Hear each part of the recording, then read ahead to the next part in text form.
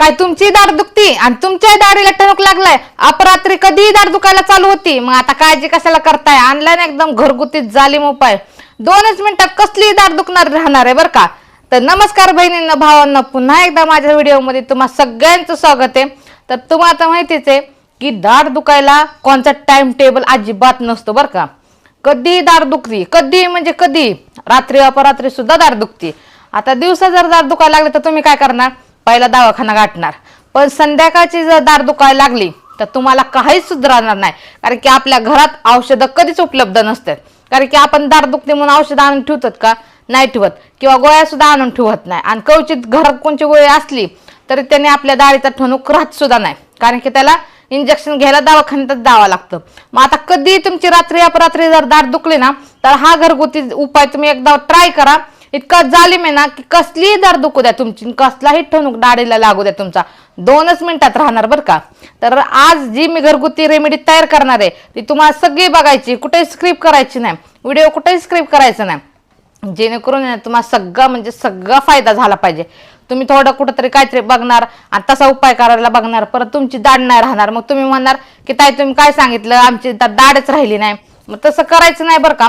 जे सगळं मी सांगा ना स्टेप बाय स्टेप फॉलो करा, म्हणजे तुम्हाला कळन की काय काय मी वापरले घरातल्या वस्तू आणि त्यांनी आपली दाढ दुखायची राहणार आहे. आता आपण संध्याकाळी जर दाढ दुखायला लागली आपली, मध्यरात्री जर 1-2 वाजता दाढ दुखायला लागली तर दवाखाने चालू असतात का? नसतात. आणि तुम्ही इतक्या रात्रीचं जाणार कुठं? गोळ्या औषधं घ्यायला मेडिकल सुद्धा चालू नसतात. आणि घरातला उपाय करायचा म्हणल्यावर काय करणार? कारण की तुम्हाला आता माहिती पण नसणार आहे घरातला उपाय काय करायचा. तर जे जे घरातलं सामान आहे ना आज आपल्या, त्याच घरातल्या सामानाने मी एक रेमेडी तयार करणार आहे. ती रेमेडी आपल्याला आपली दाढ दुखायला लागली ना त्या टाइमला आपल्याला ही रेमेडी वापरायची. तर ती कशी वापरायची ते तर मी तुम्हाला सांगणार आहे. ती प्यायची, खायची, लावायची, काय नेमकी रेमेडी नाही तयार करून लावायची किंवा कशी वापरायची हे पण मी नक्की तुम्हाला सांगणार आहे. तर व्हिडिओ शेवटपर्यंत बघा, कुठेही स्किप करू नका. तर सगळ्यात पहिल्यांदा आपल्याला इथं असा लसूण लागणार आहे. तर आता लसूण हा आपल्या घरात उपलब्ध असतोच. असं आहे का कधी की आपल्या घरातली एखादी वस्तू संपली आणि ती घरात नाहीये तर ती लसूण त्या बाबतीत येणार नाही, कारण की एखादी वस्तू आपल्या घरातली संपलेली जरी असली तर लसूण हा आपल्या घरात नक्कीच असतो बरं का. लसूण आपल्या घरात असतो, त्यामुळे आपल्या लसणापासूनच ही रेमेडी तयार करायची आहे, जेणेकरून आपल्या दाढीचा ठणूक 2च मिनिटात राहायला पाहिजे. तर सगळ्यात पहिल्यांदा हा आपल्याला लसूण सोलून घ्यायचा आहे. तर चला आपण हा लसूण सोलून घेऊया अगोदर. तर आता आपल्याला सगळ्यात पहिल्यांदा लसूण सोलून घ्यायचा बरं का. लसणाचा जास्त आपल्याला ह्याच्यात फायदा आहे बरं का, म्हणजे लसणाचाच फायदा जास्त आहे आपल्याला, जेणेकरून आपल्या दाढीचा किती ठणूक असला ना लगेच राहणार आहे बरं का. तुमची दाढ किडलेली असू द्या आणि दाढीत नाही का तुमचे असे होल पडलेले असू द्या, कसली दाढ तुमची असू द्या, ह्यानी दुखायचे 100% राहणार बरं का. ही रेमेडी तुम्ही वापरल्याच्या नंतर किती तुमची दाढ बेकार किंवा खराब झालेली असली, किडलेली असली तरी सुद्धा 2च मिनिटात राहणार आहे. त्यासाठी आपल्याला इथं 4 पाकळ्या लसणाच्या घेते मी. आणि त्याच्यानंतर काय काय ते पण मी तुम्हाला सांगते. तर आपल्या लसूण सोलून झालेल्या बरं का. इथं 4 लसणाच्या पाकळ्या सोलून घेतल्यात. आता हे आपल्याला कट करून घ्यायच्यात. तर हे जे तुकडे आहेत ना लय मोठे पण करायचे नाही आणि लय बारीक पण करायचे नाही बरं का, एकदम मध्यम करायचे. आता लसूण हा छोटा आहे ना, तर हे जे फक्त आपल्या 2च तुकडे करायचे हे अशा प्रकारे. आता 4 पाकळ्या घेतलेले लसणाचे, त्याचे 8 तुकडे झालेले आपले.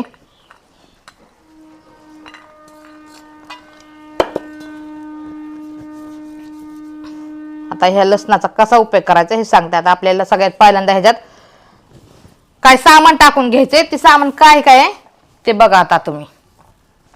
आता सगळ्यात पहिल्यांदा आपल्याला इथं आहे ना हळद टाकून घ्यायची. तर एवढीशी हळद मी इथं घेतलेली बरं का. आणि हळदीचा सुद्धा फायदा आपल्या दाढीला भरपूर असा होतो बरं का.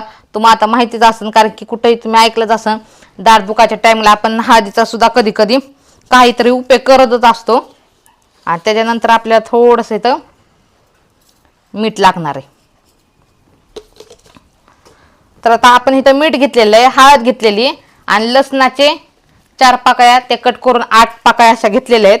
आणि इथं आपल्याला कोलगेट घ्यायचे. आता हे कोलगेट आहे ना, जे तुमच्या घरात उपलब्ध असेल ना ते कोलगेट घ्या, म्हणजे जे तुम्ही रेग्युलर वापरत असता दात घासायला तेच कोलगेट घ्यायचे तुम्हाला, जे घरात आहे तुमच्या ते कोलगेट घ्यायचंय. तर एवढं आता कोलगेट आपण इथं मिक्स करून घेतलेलं आहे बरं का. आता हे आपल्याला हाताने मिक्स करायचे. कोलगेट, मीठ आणि हळद आपल्याला हाताने व्यवस्थित मिक्स करून घ्यायचे. आणि तुम्ही ही रेमेडी एकदा तयार करून ठेवली आणि ही आपल्या दाढ्याला वापरली ना, मग तुम्हाला कळणार 2च मिनिटात आपला कसलाही ठणूक लगेचच राहणार आहे. आता तुम्हाला एकदम भारीतल्या गोळ्या खावा लागतात, त्यानंतर तुमच्या 2च मिनिटात दाढे राहतातच. पण आपल्याला जर रात्री अपरात्री जर दाढ दुखायला लागली तर आपल्याला दवाखान्यात सुद्धा जायची सोय नसती. त्या टायमिंगला आपण असाच काहीतरी घरगुती उपाय शोधत असतो. तर त्यातलाच हा एक उपाय आहे. हा नक्की करा ट्राय, बघा तुम्हाला फायदाच भेटणार ह्याच्यातनं. तर हे आपल्याला व्यवस्थित एकदम मिक्स करून घ्यायचं, जेणेकरून कोलगेट मध्ये ना हळद आणि मीठ हे सगळं व्यवस्थित एकदम मिक्स झालं पाहिजे. आता हे आपलं व्यवस्थित मिक्स करून झालेलं आहे बरं का. हे असंच मिक्स करायचंय.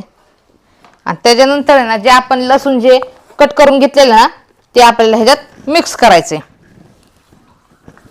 आता तुम्ही म्हणता हे आपण बारीक करून का टाकलं नाही, तर ते पण मी तुम्हाला सांगणार आहे आपण बारीक का केलं नाही, ह्याचे तुकडे तुकडेच का ठेवलेत.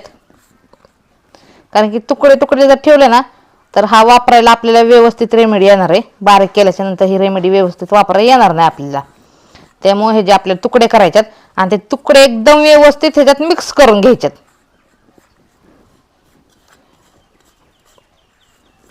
तर बघा एकदम व्यवस्थित असे तुकडे ह्याच्यात मिक्स झालेले आहेत. मिक्स झाले म्हणजे लसणाला आहे ना हे सगळा लेप व्यवस्थित एकदम लागलेला आहे. आता लसूण ह्याच्यात दिसत नाही, हा मस्तपैकी ह्या लेपमध्ये मिक्स झालेला आहे. आणि ही रेमेडी तयार केल्याच्या नंतर आहे ना हे अशी तयार करून 2 मिनिटं अशीच बाजूला ठेवून द्यायची बरं का. लगेच वापरायची नाही, 2 मिनिटं फक्त हे तयार करून असं साईडला ठेवून द्यायचे. तर तुम्हाला तर मी सांगितलेलं जी हे रेमेडी जी आपण तयार केली ना ही 2 मिनिटं बाजूला ठेवायची. तर तुम्ही 2 मिनिटं बाजूला का ठेवायची, तर ह्याच्यात मिठाचं प्रमाण असतं बरं का. आणि आपण ह्याच्यात मीठ टाकल्यामुळे ना ह्या मिश्रणाला थोडंसं एकदम नॉर्मल पाणी सुटू द्यायचे आपल्याला. आणि मिठाचं लगेचच पाणी होतं तुम्हाला आता माहितीच आहे. त्यामुळे ना एकदम असं पाणी म्हणजे एकदम पाणी होणार नाही किंवा एकदम पातळ होणार नाही. ह्याला फक्त 2च मिनिटं ठेवायचे. हे हाय तसं दिसलं ना तुम्हाला तरी चालतं, पण त्याला पाणी सुटलेलंच असतं. मीठ जे असतं ते ह्याच्यात व्यवस्थित विरघळून गेलेलं असतं आणि त्याचं पाणी ह्याला सुटलेलं असतं. त्यामुळे दिसायला जर तुम्हाला हे मिश्रण असं दिसलं तरी पण ह्याच्यात थोडंसं पाणी सुटलेलं तुम्हाला दिसन किंवा नाही दिसलं तरी 2 मिनिटं ठेवायचं असतं. आणि 2 मिनिटाच्या नंतरच ही रेमेडी आपल्याला वापरायची. तर ती कशी वापरायची आणि किती वेळ वापरायची सगळं मी तुम्हाला सांगणार आहे. कारण की ही रेमेडी एकदा वापरली ना, तुमची दाढ दुखायला लागली, संध्याकाळची जर दाढ दुखायला लागली, एकदा रेमेडी ही वापरली ना त्याच्यानंतर तुमची दाढ लगेच दुखायची राहणार. तुम्हाला दवाखान्यात जायची सुद्धा गरज नाही पडणार. कारण की बरेच लोक असे असतात की दवाखान्यात जायला सुद्धा भेटतात. आणि दवाखान्यात जायला भेटतात कारण की दाढीचं दुखणं म्हणलं ना का सगळा खेळ दाढीवर असतं. दवाखान्यात गेलं का दाढत दाखवावं लागते आणि दाढीत इंजेक्शन देतात.